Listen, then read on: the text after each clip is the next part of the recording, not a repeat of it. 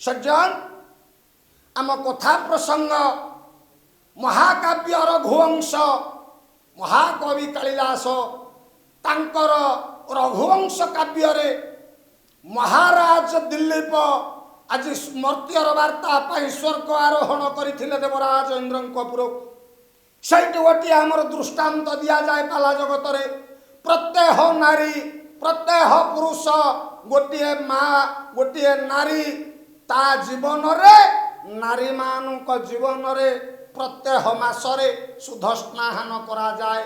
आज सुदक्षिणा शुद्ध स्नान अवस्था रे थिले राजा दिलीप स्वर्ग आरोहण करथिले।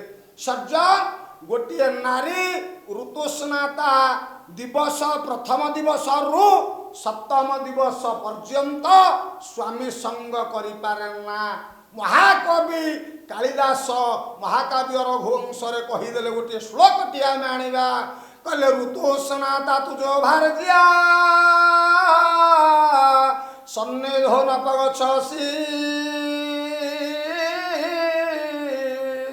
बाल गोघ्न पराधेन विधीयते नत्र संशय।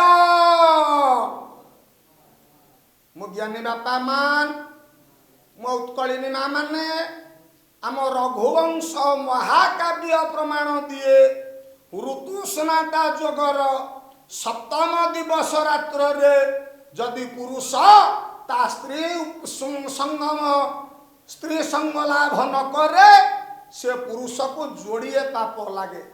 सप्तम रात्र रे स्त्री संगम कले कोल रे सुयोग्य संतान लाभ हुए। जदि पुरुष स्त्री संगम लाभ न करि पारे दाम्पत्य जीवन सुख जदि लाभ न करि पारे से पुरुष को जोड़िए पाप लागे।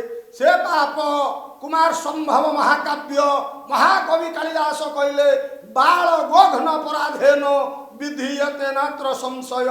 गोटे बालक हत्या कले जतिकी पाप लागिबो गोटे गो हत्या कले जतिकी पाप लागिबो से दाम्पत्य जीवन को सेतिकी पाप ग्रास करे।